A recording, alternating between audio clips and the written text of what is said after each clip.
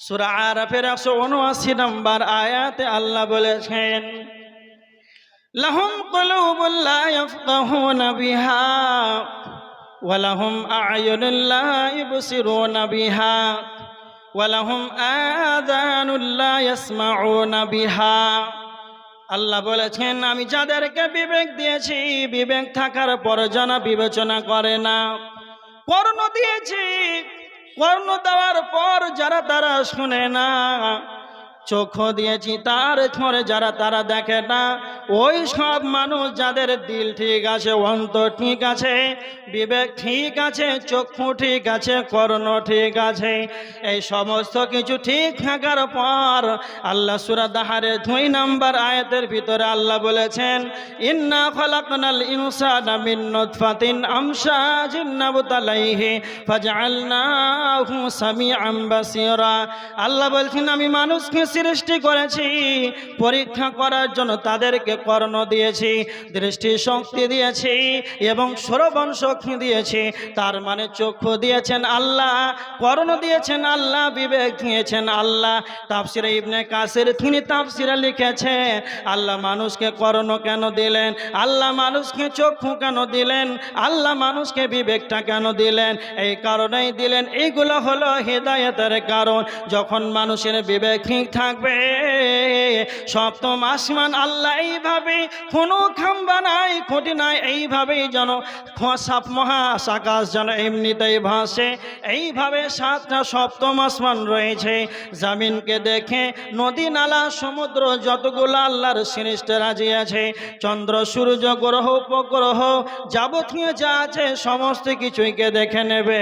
আর যেন সে আল্লাহর শুকরিয়া আদায় করে সাজদাতে পড়ে যাবে, আমার রব কদির, ইন্নাল্লাহ আলা কুল্লি শাইইন কদির। আল্লাহ সব কিছুর উপরে ক্ষমতাবান। আল্লাহ সূর্য, এত বড় সূর্যকে আল্লাহ, তার মানে আমাদের 12 ঘন্টা দিন, 12 ঘন্টা রাত, সূর্য উঠছে ডুবছে, এইগুলো যখন দেখে নেবে, তার বিবেক থাকে, চিন্তা ভাবনা করবে, এগুলো বানানেওয়ালা কে আছে না তো আল্লাহ। আল্লাহকে তা চিনতে পারার জন্য হিদায়াতের কারণ। এই জন্য তাফসিরে ইবনে কাসির বলেছেন, তারপরেও যদি তার দুনিয়ার সমস্ত কিছুই বুঝলো, তার 18 বছর প্লাস হয়ে গেল, 23 বছর প্লাস হয়ে গেল, তাকে বিয়ে করতে হবে, তখনও তার বুদ্ধি ঠিক আছে, সংসার করতে হবে, তখনও তার বুদ্ধি ঠিক আছে, গ্রাজুয়েশন কমপ্লিট করতে হবে, তখনও তার বুদ্ধি ঠিক আছে, ইঞ্জিনিয়ার হতে হবে, তখনও বুদ্ধি ঠিক আছে, বৈজ্ঞানিক হতে হবে, গবেষণা করতে হবে, তথ্যবিদ হতে হবে, তখনও তার ব্রেন যেন তখনও কাজ করেছে। কিন্তু এতগুলো চিন্তা ভাবনা করলো না যে এতগুলো আমি আকাশে কারো কারো নক্ষত্র যতগুলো আল্লাহ বানিয়েছেন, এই আকাশমণ্ডলী দেখে, দুনিয়ার সমস্ত কিছুই দেখে যেন সে গবেষণা করে করে, চন্দ্রকে দেখে গবেষণা করে করে, আসমানকে দেখে গবেষণা করে করে, চন্দ্রকে গবেষণা করে, সেই যেন ভূগোল বই লিখেছে, সে ভূতত্ত্ববিদ হয়েছে। কিন্তু সেই আসমান বানানেওয়ালা কে আছে, তার মাথায় ঢোকলো না, আল্লাহকে রবকে খুঁজে পেল না। এই জন্য আমার আল্লাহ বলছেন, তোমাদেরকে বিবেক দিলাম, চক্ষু দিলাম, কর্ণ দিলাম, ইন্না হাদাইনাহু সাবিলা। এটাই শুধু শেষ নয়, আমি তোমাদেরকে পথটাকে দেখিয়ে দিলাম, ওয়া হাদাইনাহুন নাজদাইন।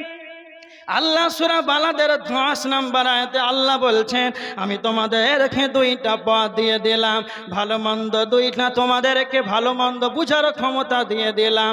এর পরও যদি তুমি শুকরিয়া আদায় না করো, ইম্মা শাকিরান ওয়া ইম্মা কাফুরা, তুমি শুকরিয়া আদায় করবে, তুমি আমার কৃতজ্ঞশীল হবে, না তুমি কুফরি করবে, এটা তোমার ব্যাপার।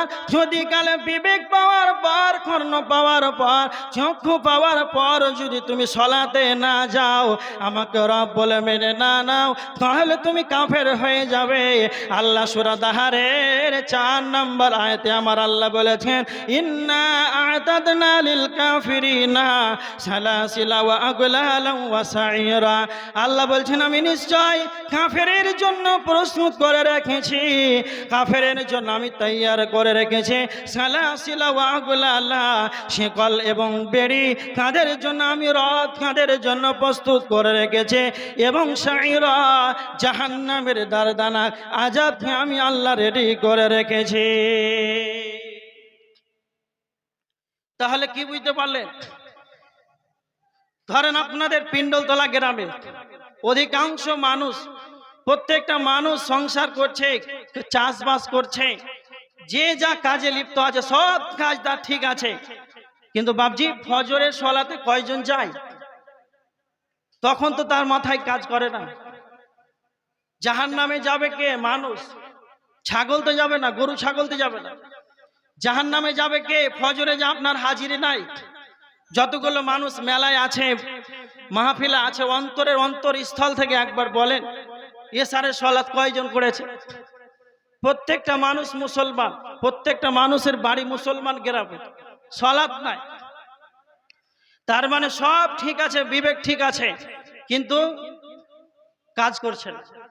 এই সব কারণে মানুষ জাহান্নামে চলে যাবে। এবার দেখেন আরো দুইটা কারণ। তার মানে যারা রবকে মানবে না তারা তগাজ, আল্লাহ দ্রোহী, সীমা লঙ্ঘনকারী। এর প্রমাণ রয়েছে সূরা নাজিয়াতের 37-38 নম্বর আয়াতের ভিতরে। আল্লাহ বলেছেন পবিত্র কোরআন সূরা নাজিয়াতের 37-38 নম্বর আয়াতের ভিতরে, আল্লাহ জাহান্নামীদের দুইটি বদগুণ বর্ণনা করেছেন। যাদের ভিতরে দুইটা বদগুণ থাকবে তারা জাহান্নামে যাবে।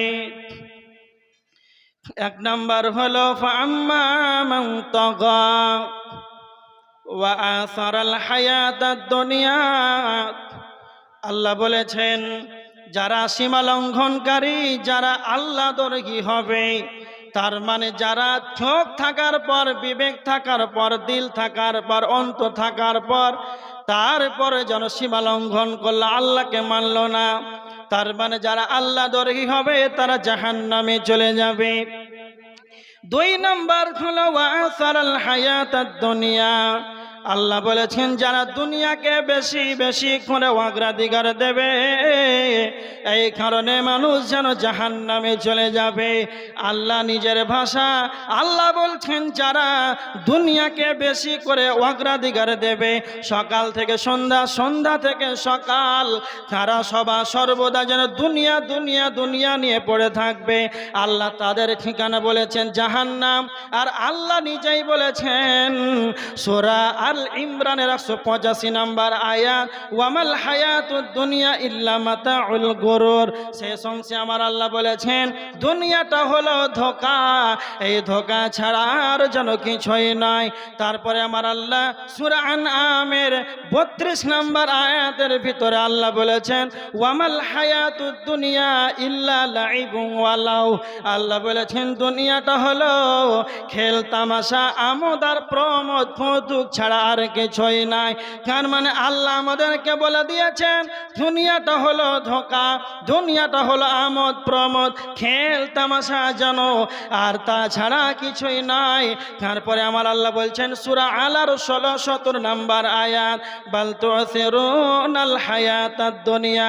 আমার আল্লাহ আমাদেরকে বলছেন তারপরেও তোমরা যেন দুনিয়াকে যেন বেশি করে অগ্রাধিকার দিচ্ছ। ওয়াল আখিরাতু খায়রুম ওয়া আবকা, ওয়াল আখিরাতু খায়র। আল্লাহ বলেছেন দুনিয়াটা হলো উত্তম, দুনিয়াটা হলো ভালো, ওয়া আবকা, দুনিয়াটা হলো ক্ষণস্থায়ী, আখিরাতটা হলো উত্তম, সেটা হলো চিরস্থায়ী। এই দুনিয়াটা হলো ক্ষণস্থায়ী। আমার রব বলছেন তার কেন তোমরা দুনিয়াকে বেশি অগ্রাধিকার দাও। আমার আল্লাহ বলেছেন সবচাইতে চালাক ব্যক্তিকে আল্লাহর নবী সাল্লাল্লাহু আলাইহি ওয়াসাল্লাম বলেছেন, ইবনে মাজাহ শরীফের হাদিস 4259 নম্বর হাদিস। আল্লাহর নবীর কাছে এক সাহাবী এসে বলছেন আল্লাহর নবী আপনি বলেন সবচাইতে চালাক ব্যক্তিকে? তখন বিশ্ব নবী বললেন আকসারহুম লিল মাউত যিকরা, সেই ব্যক্তি বেশি বেশি করে মরণকে স্মরণ করবে, সেই ব্যক্তি হলো সবচাইতে চালাক। দ্বিতীয় নম্বর নবীজি বললেন যারা পৃথিবীর বুকে বেঁচে থাকা কালে আখিরাতের জন্য প্রস্তুতি গ্রহণ করবে ইবাদতের মাধ্যমে, দান খয়রাতের মাধ্যমে।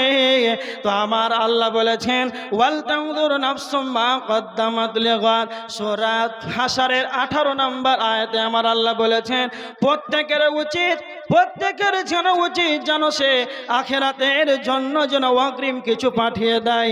তারপরে আমার আল্লাহ বলেছেন সূরা কসাসের 77 নম্বর আয়াত ওয়াবতাগি ফীমা আতাকাল্লাহুদ দারাল আখিরা, তোমরা আখিরাতের জন্য তোমরা আখিরাতের জন্য তোমরা অনুসন্ধান করে নাও, ঘর অনুসন্ধান করে নাও। তার মানে যারা চালাক হবে তারা মরণকে স্মরণ করবে, আখিরাতের জন্য অগ্রিম আমলগুলোকে পাঠিয়ে দেবে। তারপরে যারা হতভাগা হবে তারা দুনিয়া নিয়ে পড়ে থাকবে। তো আমার আল্লাহ বলেছেন সূরা আল ইমরান 145 নম্বর আয়াত আল্লাহ বলেছেন যারা দুনিয়া চাইবে আমি তাদেরকে দুনিয়া দেব, যারা আখিরাত চাইবে আমি তাদেরকে আখিরাত দেব। ওয়া মান ইউরিদ সাওয়াবাদ দুনিয়া নুতিহি মিনহা, আল্লাহ বলেছেন যারা দুনিয়ার বিনিময় কামনা করবে রে আমি রব তাদেরকে দুনিয়া দেব।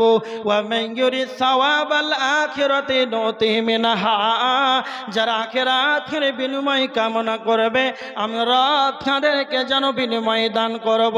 তার মানে যারা দুনিয়া চাইবে আল্লাহ তাদেরকে দুনিয়া দেবেন, যারা আখিরাত চাইবে আল্লাহ তাদেরকে আখিরাত দেবেন।